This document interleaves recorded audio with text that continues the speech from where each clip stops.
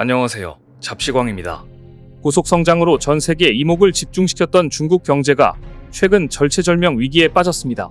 중국 경제를 지탱해온 부동산을 비롯해 소비, 수출 등 모든 부문에서 성장이 침체되는 등 사회 곳곳에서도 이상현상이 감지되고 있는 건데요. 이런 최악의 상황에 몰리자 결국 중국은 한국을 타겟으로 눈을 돌렸는데 그 행태가 점점 노골적으로 변하고 있어 우려가 커지고 있다는데 자세히 알아보겠습니다.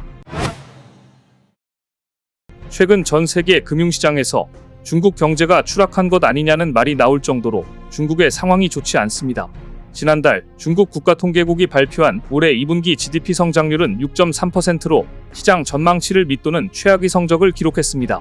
특히나 이번엔 작년 2분기 상하이 봉쇄로 인해 경제 성장률이 0%까지 떨어지면서 기저효과를 크게 기대해 볼 수 있었지만 예상과 달리 저조한 성적을 보였는데요.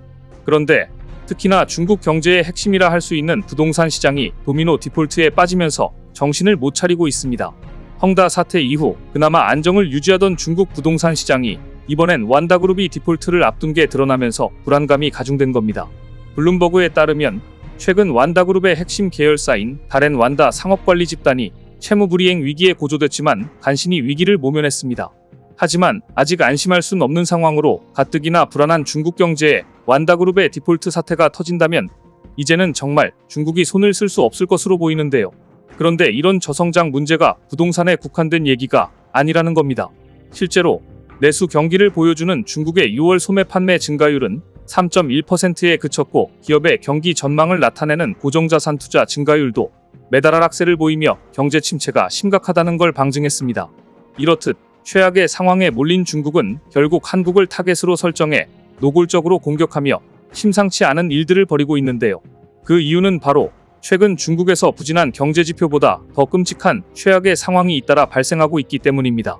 역대 최고치를 기록한 중국 청년 실업률을 발단으로 이상현상들이 곳곳에서 감지되고 있는데 현재 중국 청년 5명 가운데 1명이 실업 상태일 정도로 심각한 수준입니다. 더구나 얼마 전 발표된 중국의 6월 청년 실업률은 21.3%로 역대 최고치를 경신하며 우울한 상황을 드러냈습니다.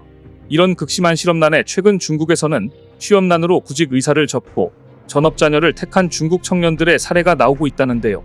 중국 내에선 가만히 누워 아무것도 하지 않는다는 탕핑과 가족과 부모에게 얹혀 사는 캥거루족 문제가 심각한데 실제로 많은 중국 청년들이 실직 후 부모님 집으로 돌아와 용돈을 받으며 집안일을 하고 있다고 합니다. 이뿐 아니라 사상 최악의 청년 실업률을 맞은 중국 청년들은 가사도우미 업계에 문도 두드리고 있는 중인데요. 사우스 차이나 모닝 포스트에 따르면 대졸자 덩쥐는 작년에 한 영화 제작사에 취업했으나 5개월 만에 해고 통보를 받고 최근 한 가사 서비스 회사에 취업했습니다. 그가 매일 오전 9시부터 오후 5시 30분까지 수습 훈련 받으면서 받는 돈은 월 36만원으로 수습이 끝나면 월 45만원을 받는다고 합니다. 그런데 사실 중국의 청년 실업 문제는 절대적인 일자리 그 자체가 부족해서 발생하는 게 아니라 경제가 악화되면서 고숙련, 고임금 일자리가 부족하다는 데 있습니다.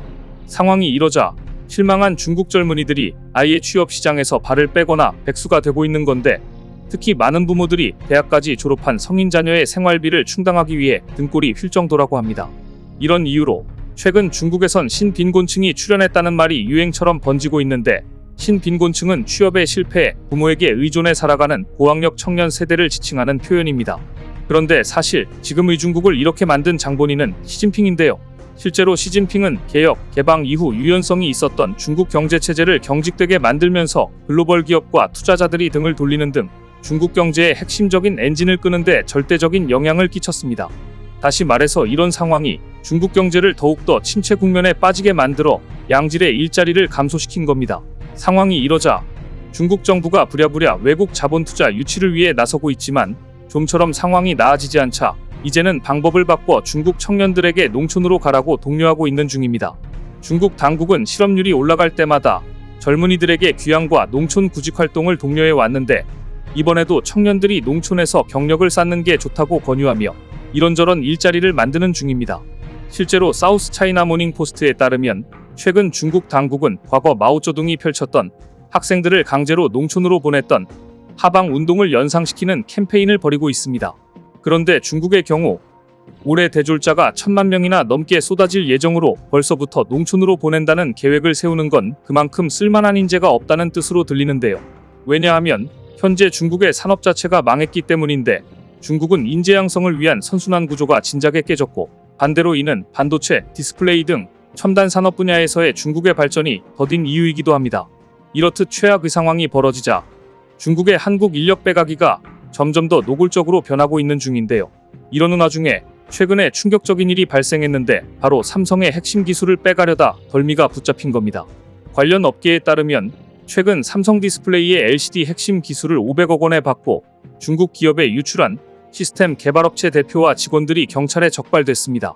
지난 2021년 삼성 디스플레이는 당시 LCD 사업 철수를 결정하고 충남 아산의 생산설비 통째로 중국 업체에 팔기로 했습니다. 그런데 이 과정에 참여한 운영 시스템 포맷을 담당한 개발업체가 삼성의 기술을 빼돌렸는데 최적의 온도와 압력 등이 담긴 일명 레시피 등 핵심 기술을 지우지 않았던 겁니다. 일반적으로 공장 자동화 시스템 매각대는 공장 운영에 필요한 최소 데이터만 남기고 나머지는 다 삭제하는데 해당 업체가 중국에 넘기기 위해 몰래 남겨둔 겁니다. 그런데 이들이 빼돌린 LCD 제작 공법의 경우 삼성이 오랜 기간 축적한 노하우로 국가 핵심 기술로 지정됐을 정도인데요. 심지어 이번에 기술을 빼돌린 해당 업체의 전 대표이사가 삼성의 LCD 공장 운영 프로그램을 70여 차례에 걸쳐 여러 중국 업체에 팔아 넘겨 500억 원을 챙긴 사실이 적발돼 분노를 들끓게 했습니다. 그런데 심지어 삼성 디스플레이 수석 연구원마저 최근 중국의 핵심 기술을 넘기다 잡혔는데요. 삼성의 중국 공장 매각 총괄을 맡았던 A씨는 삼성에서 20년 넘게 근무하다 재작년에 LCD 생산 규모 중국 1위이자 세계 2위인 경쟁업체 산하기업으로 이직했습니다. 그런데 해당 수석연구원은 이직 2달 전 회사 내부망에 접속해 내부 자료 13건을 휴대폰으로 무단 촬영해 빼돌렸습니다. 재택근무 때문에 회사 밖에서도 내부망에 접속할 수 있다는 점을 이용한 건데 해당 자료는 자동화 시스템 분석 자료 등으로 소수의 임원들만 접근할 수 있는 핵심 기밀입니다. 심지어 A씨는 유출 자료 내용을 직접 중국어로 번역해 넘겼을 정도로 적극성을 보였습니다. A씨는 중국 업체로 이직하며 세후 2억 원대 연봉에 자녀 교육비 등 중국 체류 비용까지 약속받은 것으로 전해졌는데요. 이뿐 아니라 앞서 삼성의 특허를 침해해 논란을 일으킨 중국 BOE가 최근엔 기술 유출을 넘어서 본격적으로 국내에서 엔지니어를 빼가려는 시도를 했던 정황이 포착돼 발칵 뒤집어졌습니다. 국내 전력 반도체 인력을 스카우트하기 위해 고액의 인센티브를 제안한 사실이 드러난 건데 개인을 넘어 팀 단위로 이직하면 추가 보상이 있다는 식으로 유인하고 있었습니다. 관련 업계에 따르면 BOE가 국내 복수에 실리콘 카바이드, 갈륨 나이트라이드 개발 인력에 이직 제의를 위한 메일을 보낸 것으로 확인됐습니다. 최근 BOE가 SiC, 겐 등 차세대 전력 반도체 사업 개발에 적극 나서고 있는 와중에 핵심 고급 인력이 필요하자 이를 한국에서 빼내가려는 계획이 드러난 겁니다. 그것도 그럴 것이 현재 삼성을 비롯해 DB하이텍 등이 SiC, 겐 파운드리 시장 진출을 목표로 관련 기술을 개발하면서 해당 분야 고급 인력들이 속속 배치된 상황입니다. 그간 BOE가 국내 디스플레이 업계와 인력, 기술 유출 등의 문제로 갈등을 일으켰던 만큼 이번 스카우트 제안도 그냥 넘어가서는 안 될 것 같은데요. 그런데 최근 중국 기업들의 국내 반도체 및 디스플레이 인력을 빼가기 형태가 갈수록 교묘해지고 있어 문제라는 지적입니다. 실제로 제3국에 근무지를 마련하는 회유채까지 제시하거나 개발 프로젝트 성공 시 연봉의 수십 배에 이르는 수십억 원의 보상금을 약속하는 사례까지 갖가지 수법을 동원하고 있는데요. 올해 중국의 주요 통신업체로부터 이직 제의를 받았다는 국내 한 반도체 업계 관계자 A씨는 제3국, 중립국에서 근무할 수 있도록 해주겠다는 조건이 있었다며 한국 엔지니어를 영입하기 위한 보상 조건이 파격적인 수준이 되고 있다고 귀띔했습니다. 이렇듯 중국 기업의 한국 인재 확보 의지가 날로 높아지고 있는 것으로 보이는데요.